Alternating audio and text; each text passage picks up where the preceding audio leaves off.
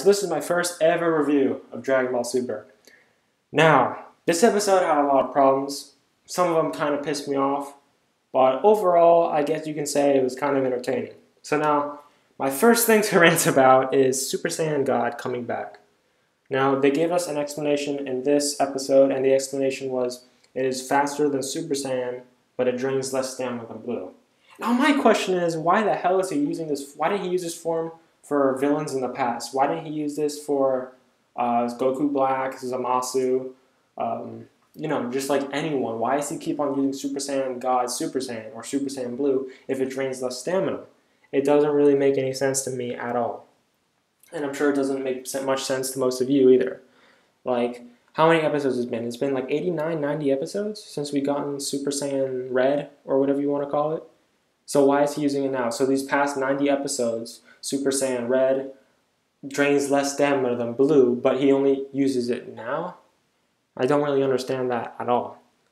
And we didn't have any prior explanations of why he's using it now. Like, we didn't see Goku train and be like, oh yeah, now guys, I unlocked Super Saiyan Red again. I can use that form again. For all we know, he could have had this form for the past 90 episodes. It's again, Super just not explaining crap to us. But, I mean, let's be real. They just want to sell toys, right? Alright, so the next thing that I had a little bit of a problem with is that Daipo knows about his time skip abilities. Like, where does he get that information from? Aren't they from different universes? Dispo is from, like, what, Universe 10, and Hit is from Universe 6? Dispo knows everything about Hit's time skip technique, yet Dispo can't do it. You know what I'm saying? Like, where does he learn about Hit's time skip technique? I guess that's a minor gripe, but whatever. And also, Zeno can't read Dispo's ability. Zeno can't see the battles. It's too fast for Zeno. Zeno can't see Dispo. And then we see a cute little thing of the Grand Priest giving Zeno the God Pad with like slow motion on it, so he can actually see what's happening. That kind of bothered me a little bit, because it was like, I thought that Zeno is the strongest being in the universe, but I guess you can say that Zeno is like, he's the strongest being in the universe, but he can either go 0% or 100%. Like, he can only wipe out universes, but he's not a skilled martial artist, so he can't see super intense battles, and he doesn't have martial arts training. He is just overly powerful in terms of raw ki. Like, he can just wipe out a universe. He has infinite amounts, that kind of thing. So I don't really have too much of a problem with that. Now, in this episode, it was said that Dispo surpassed the speed of sound and light. What? Okay, so apparently, yeah. So Dragon Ball characters can surpass the speed of light. Now, if you know anything about science, that doesn't make any sense, because you can't go faster than the speed of light. But whatever, it's Dragon Ball. Who really cares about that? But still, it's like, I wonder if they were trying to say, is Dispo the only one who surpassed light? Like, does Goku surpass the speed of light? Or is it only Dispo? Because they said Dispo specifically surpassed the speed of light. And I think that was when he was using that weird technique where he would counter Hit's time skip abilities, and before he would even use the time skip abilities, because Dispo was so fast, he would just hit. Or be able to attack Hit before he even uses those abilities. So, I mean, it's kind of, you can use logic and be like, oh, Dispo, if he's really faster than the speed of light, then can't he just like knock out like half these damn people out of the arena like right away? Like, the speed of light is instant. That's how fast it is. You can't go faster than the speed of light. Like, technically, in 1 second, Dispo could have knocked out, like, the whole entire damn arena.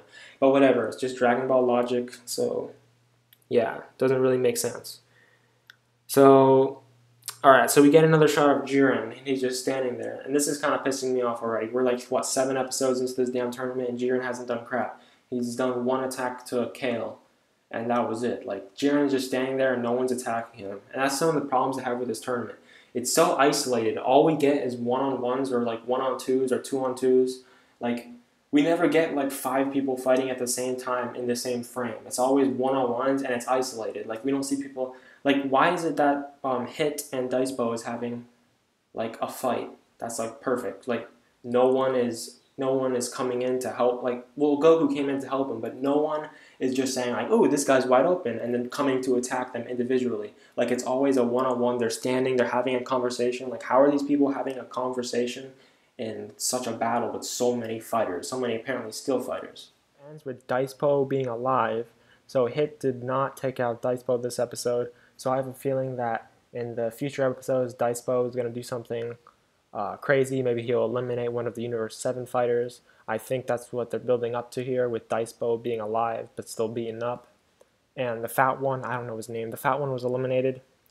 And yeah, so that was pretty much the ending of this episode. Dicepo was alive, the fat one was eliminated. Goku and Hit, they did not team, well, they did team up, but they told each other, like, hey, we're not going to fight right now.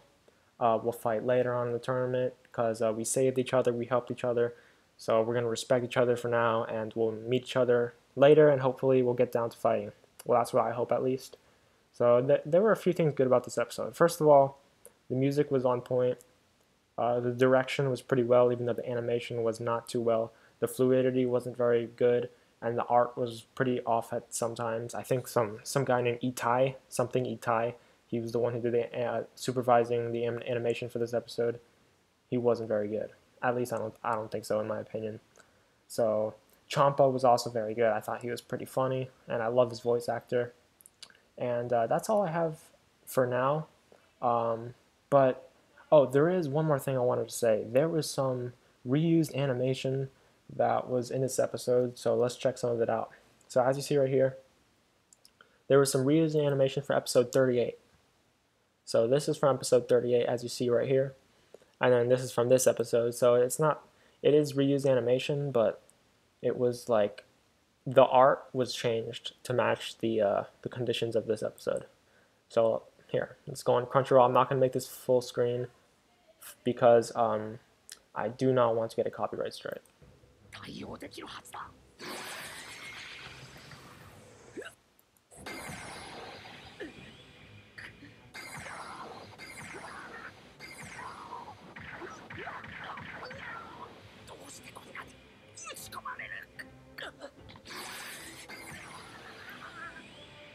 Alright, so you guys saw that right there.